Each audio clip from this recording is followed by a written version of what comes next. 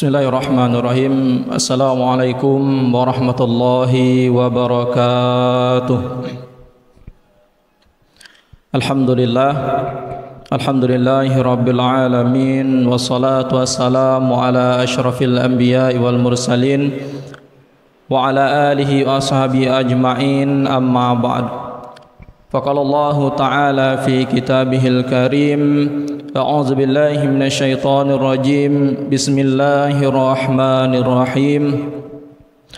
Wal 'ashri innal insana lafi khusr illa alladzina amanu wa 'amilus solihati wa tawasaw bil haqq wa tawasaw bis sabr.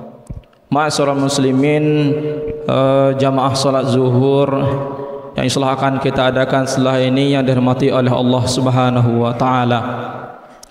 Puji syukur malah kita senantiasa haturkan dan senantiasa kita panjatkan kepada Allah Subhanahu wa taala.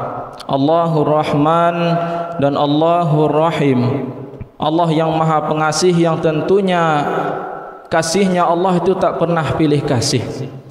Kemudian Allah yang Maha Penyayang, yang sayangnya pun tak pernah ia terbilang. Semua diberikan kepada kita, semua dilimpahkan kepada kita.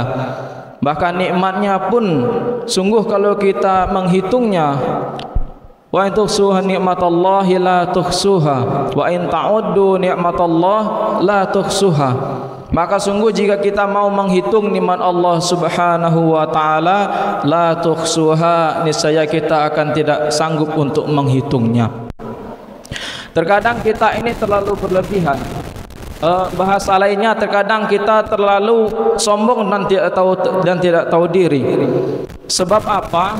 Untuk bersyukur saja terkadang kita mensyaratkan banyak hal.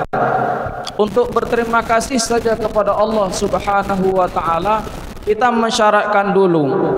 Tunggu saya kaya, tunggu saya punya mobil, tunggu saya punya harta yang banyak dan lain sebagainya. Bahkan untuk berterima kasih saja kita mensyaratkan diri kita dengan banyak hal seperti itu. Padahal Allah Subhanahu wa taala memerintahkan kita untuk berterima kasih, bersyukur kepadanya. Syukur itu tersebut pun akan dikembalikan kepada kita lagi. Nikmat yang kita terima kasihkan akan dikembalikan dalam bentuknya lebih banyak dan berlipat gandakan lagi kepada kita. Bapak-bapak, ibu-ibu sekalian yang dirahmati oleh Allah Subhanahu wa taala. Kemudian yang kedua ialah salawat beserta salam. Tak lupa dan terluput kita kirimkan kepada arwah junjungan Nabi besar kita Muhammad sallallahu alaihi wasallam. Allahumma shalli ala sayyidina Muhammad wa ala ali sayyidina Muhammad wa barik wasallim. Bapak Ibu sekalian, jamaah salat zuhur yang dirahmati oleh Allah Subhanahu wa taala. Pada kesempatan kultum kali ini sedikit kita akan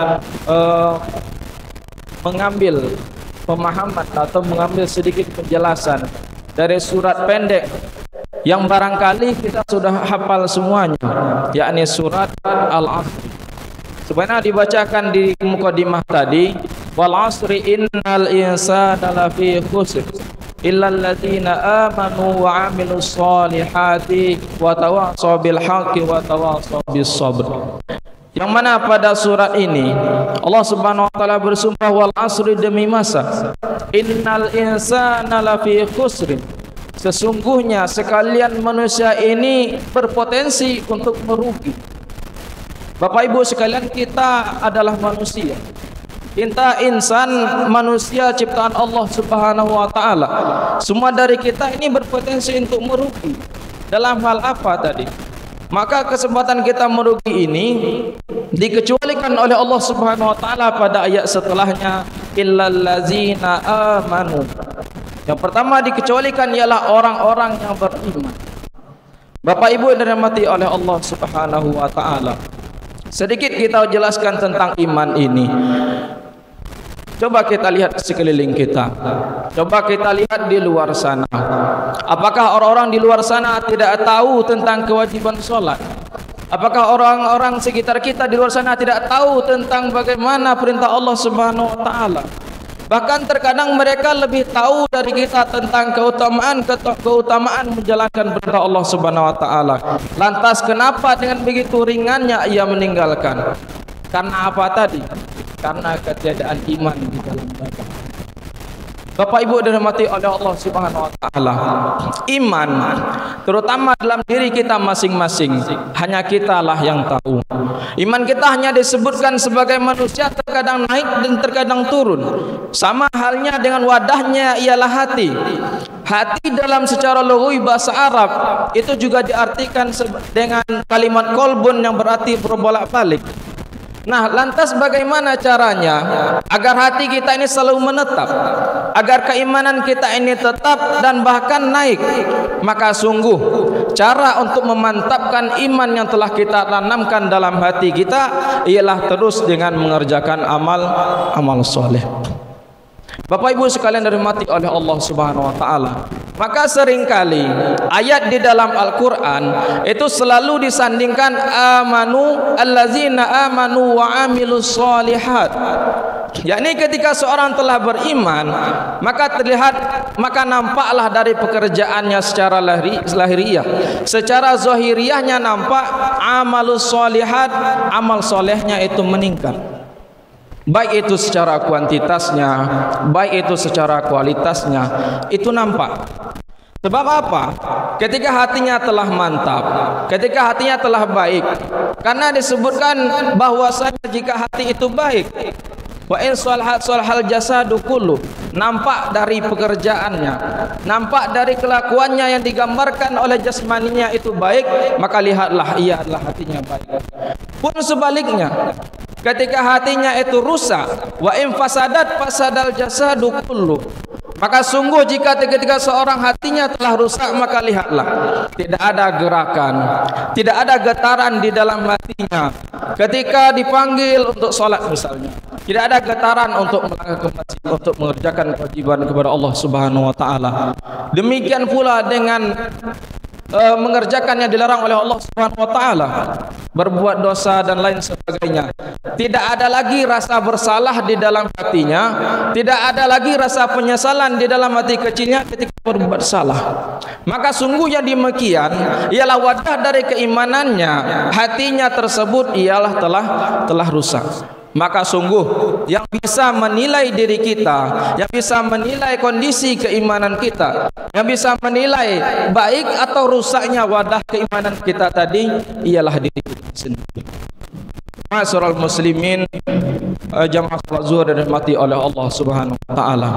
Kemudian Kenapa kita diminta untuk terus mengusahakan, kita diminta untuk terus menjalankan perintah Allah Subhanahu wa taala, menjauhi segala larangannya? Lantaran apa? Lantaran kita harus menyadari diri kita, sadar diri kita bahwasanya kita ini manusia, status kita hamba, bahwa sujud yang kita lakukan ketika sholat, bahwa kebaikan yang kita lakukan atau menjauhi perintah yang kita lakukan setiap harinya itu adalah semata-mata kodrat kita sebagai hamba. Karena status kita sebagai hamba tadi, maka sudah sepatutnya kewajiban kita untuk menjalankan perintah Allah Subhanahu wa taala.